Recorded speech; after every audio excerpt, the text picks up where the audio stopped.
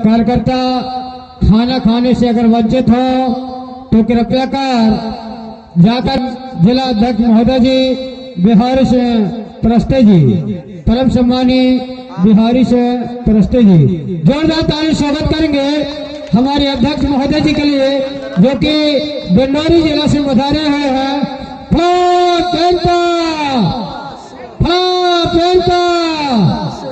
जय जय जय जय भीम। बहुत बहुत धन्यवाद हमारी आदरणीय प्रस्ते जी। नार चौराई के पावन धरातल पर संविधान निर्माता, नारी के मुक्तिदाता, हम सब लोगों के उद्धार करता, मानवता का संदेश देने वाले डॉक्टर भीमराव अंबेडकर जी के 135वीं जयंती के शुभ अवसर पर हमारे मंच में बैठे हुए सम्मानीय मुख्य अतिथि के रूप में जितने भी सम्मानीय मंच अध्यक्ष, मुख्य अतिथि, शुभ चिंतक, सामाजिक कार्यकर्ता, आयोजक, मेरे सम्मुख बैठे हुए मातृशक्ति, पितृशक्ति, आप सब लोगों को बिहारी सिंह प्रस्ते की ओर से 135वीं जयंती की शुभकामनाएं स्वीकार हो, ऐसा अनुरोध है। चूंकि आप लोगों को पता है दिन भर से आप लोग भी कार्यक्रम किए होंगे और निश्चित है मंच में एक से अनेक बुद्धिजीवी आए होंगे और बाबा साहब के जन्म जयंती के अवसर पर आप सब लोगों को कुछ न कुछ मार्गदर्शन दिए होंगे और आप सुने होंगे, ऐसा मैं मानता हूं। आप लोगों के बीच में मुझे देर से आने के लिए क्षमा प्रार्थी हूं, क्योंकि कुलस्ते जी ने पूर्व में ही कहा था कि दादा आपको आना है, लेकिन मेरे साथ मजबूरी ये था कि डिंडौरी जिला में कर्मचारी संगठन का नेतृत्व मेरे कंधों में है। जिला के सातों ब्लॉकों को समन्वय बनाते हुए फिर भी हमारे सर्व आदिवासी समाज की ओर से उमरिया का भी बुलावा था, तो उधर से शिरकत करते हुए लेट आप लोगों के बीच में आए। मैं ज्यादा बात आप लोगों के बीच में नहीं रखूंगा, 2-3 शब्द ऐसी बात करूंगा, निश्चित है आप लोगों उसको व्यवहारिक जीवन में अमल करने का प्रयास करेंगे, ऐसा मैं मानूंगा। आप सब लोगों ने बाबा साहब अम्बेडकर का जन्म 14 अप्रैल 1891 से लेके उनके जीवन का जो भी समय रहा 6 दिसंबर 1956 तक आप सब लोगों को उनके बीच के जीवनी से लेके संकल्प या त्याग, समर्पण, उपलब्धि को आप और हम सब लोगों को देखना है, समझना है, पढ़ना है। जैसा कि बहुत सारे वक्ताओं ने कहे होंगे कि बाबा साहब के पास 32 डिग्री थी, 9 भाषाओं का ज्ञान था, दुनिया का अमेरिका जैसे ने उसको सिंबल ऑफ नॉलेज के रूप में तकाजा है। साथियों, बाबा साहब बड़ी मुसीबत से आप और हम लोगों को कुछ चीज आप लोगों को पूना पैक्ट में जो गोलमेज सम्मेलन से हम लोगों को जो प्रथम राउंड, द्वितीय राउंड और तृतीय राउंड, इनमें जो अंग्रेजों के बीच में हम लोगों से जो 4 अधिकार दिलाए थे, उन 4 अधिकारों में पर्याप्त प्रतिनिधित्व, डबल वोट देने का अधिकार और वयस्क मताधिकार, अपृथक निर्वाचन क्षेत्र, ये 4 अधिकार हम लोगों के लिए, भारत के बहुजन समाज के लिए, शूद्र समाज के लिए, जो ST SC OBC में बाबा साहब ने संजो के रखे हैं, उनके लिए गोलमेज सम्मेलन में अपनी बात दिलेरी से रखते थे। ST SC की ओर से उधर का प्रतिनिधित्व करने के लिए बाबा साहब गए, मोहनदास करमचंद गांधी सवर्ण हिंदुओं की ओर से प्रतिनिधित्व करने गए प्रकाश यादव पिछड़ा वर्ग के लोगों के लिए प्रतिनिधित्व करने के लिए गोलमेज सम्मेलन में गए थे। जो वोट देने का अधिकार उस समय इंग्लैंड अंग्रेजों के अधीन भारत में था। इंग्लैंड में जो हायर एजुकेशन पढ़े लिखे जो लोग हैं या जो करदाता जिसको टैक्स पे करते थे, उनको इंग्लैंड के राजकीय उधर के प्रशासनिक या संवैधानिक ढांचा में वोट देने का अधिकार था। बाबा साहब को लगा कि मेरे समाज के लोगों को भारत में स्कूल जाने का अधिकार नहीं है, पढ़ना लिखना डिग्री तो छोड़ दीजिए, धन संपत्ति रखने का अधिकार नहीं था, तो व्यापार करने का अधिकार नहीं था, टैक्स कहां से भरेगा। तो बाबा साहब ने इन चीजों पे अपनी बात रखा। बोले मेरे भारत में जो आदमी यदि 21 साल का हो जाएगा वही उसका टैक्स होगा और वही उसका एजुकेशन होगा। यही बाबा साहब ने उनको बात मनवाई। ये बात हमको मिला।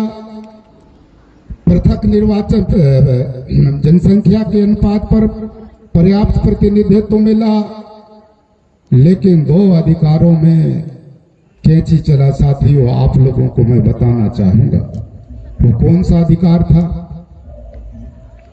डबल वोट का अधिकार और separate electrical vote. Double vote का अधिकार कैसा था? जैसे मान लो हमारी सहपुरा विधानसभा आदिवासियों का है, हम तो हमारा जनप्रतिनिधि चुनते और सवर्ण वर्ग के हिंदू वर्ग के लोगों के लिए भी जनप्रतिनिधि चुनते, लेकिन हम अपना सच्चा प्रतिनिधि चुनते तो उसका वोट हम लोग देते और उनके प्रतिनिधि चुनने के लिए हम लोगों को भी वोट देने का अवसर मिलता। तब हमारे बीच में आके कहते, तब उस बीच में बाबा साहब का तर्क था कि हमको आप लोगों ने पशुवत तरीका से कि नाना प्रकार से प्रताड़ित किए, अपमानित किए, सारी चीज किए। यदि हमको वोट लेने की यदि बात आएगा तो आप लोग कहेंगे क्या हमसे आप रोटी और बेटी का रिश्ता करोगे? तब उधर हम उनको मजबूर करेंगे। ऐसे करके महात्मा गांधी ने समझ गया। जब उन्होंने भारत देश में आने के बाद आमरण अनशन करवाने लगे, हमारे लोगों के घर जलने लगा, आतंक का माहौल छा गया और ऐसे आमरण अनशन में बैठ गया।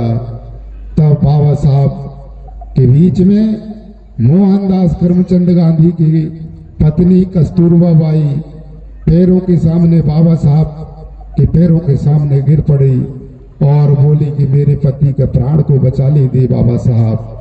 तो बाबा साहब ने सोचा मैं जिन लोगों के लिए अधिकार हासिल करना चाहता हूं वही सुरक्षित नहीं रहेंगे, तो पूना पैक्ट में समझौता करके फिर ये 2 अधिकार को संयुक्त निर्वाचन क्षेत्र में हम लोगों को आना पड़ा या हमको जो अधिकार मिला है साथियों। तो बाबा साहब के बारे में वाकई में यदि कहें कि बाबा साहब को जन्म से लेके अंतिम समय तक उसके एक एक आंदोलन हमारे लोगों को पता होना चाहिए। बहुत सारे हमारे लोग धार्मिक आंदोलन में कहते हैं कि यार गुणवाना वाले ऐसा करते हैं, बौद्धिस्ट वाले ऐसा करते हैं, रविदास वाले ऐसा करते हैं, कबीर साहब वाले ऐसा कहते हैं। इसलिए बाबा साहब गौतम बुद्ध ने कहा कि जो कौम इतिहास से सबक नहीं सीखता, इतिहास उसको सबक सिखा देता है। इस तरीके से साथियों सगा समाज बाबा साहब के बारे में यदि आप और हम और चिंतन मनन करेंगे तो मुझे ऐसा नहीं लगता कि उसके एक एक किए हुए को हम याद कर सके। बाबा साहब का 3 स्लोगन था। बाबा साहब शिक्षित बनो, संगठित रहो और संघर्ष करो। तो शिक्षित बनो को कहां से आया? ज्योतिबा फूले की पत्नी सावित्रीबाई फूले ने 1848 में प्रथम महिलाओं के लिए शिक्षा का द्वार खोले, तो बाबा साहब उधर से संदेश दिया कि शिक्षित बनो। 1935 में बाबा साहब ने संगठित रहने के लिए बोला और 1925 में पेरियार रामास्वामी नायकर जो दक्षिण भारत का है, आप लोगों ने नाम सुना होगा, उन्होंने संघर्ष करने को कहा। तो हम लोगों के बीच में शिक्षित हो चुके, संगठन बन चुका, जितना हमारे ST/SC के कास्ट न होंगे उससे ज्यादा संगठन है साथियों। अब संघर्ष किन चीजों के लिए करना है? संविधान में हमारी मूल अवधारणा में हमारे व्यवस्था लिखा हुआ है, लेकिन अधिकारों को, संविधान के नियमों को धीरे धीरे धीरे शिथिल करते हुए चेंज कर रहे हैं। कैसे चेंज कर रहे हैं? भारत में प्रजातंत्र है। प्रजातंत्र में एक व्यक्ति को बाबा साहब उस समय कहते थे कि पहले राजा रानी के कोख से राजा पैदा होता है, लेकिन मैं ऐसा अधिकार आप लोगों को दे रहा हूं, गरीब के लिए 1 वोट 1 मैन 1 वैल्यू।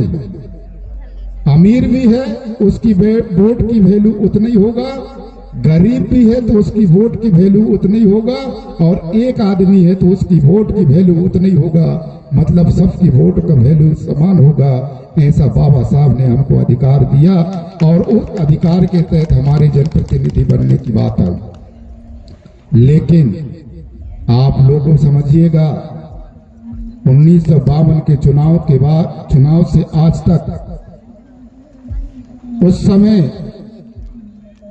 हमारे लोगों को, पढ़े लिखे लोगों को टिकट नहीं मिलती थी। बड़े बड़े धन्ना सेठ के नौकर चाकर जो रहते थे उनको रिजर्व सेठ से चुनाव जितवा लेते थे। और आज की वर्तमान में क्या हो रहा है? भारत में वोट आप EVM के माध्यम से प्रजातंत्र में का गला घोंटा जा रहा है। आप सच्चे नुमाइंदे, आप वोट किसको दे रहे हैं? आप कैंडिडेट को तो दे रहे हैं, वो मशीन के लिए जो संगठित संगठनों के कारण होंगे, ये बात सही है। संघर्ष किसके लिए करना है? गिरे कोई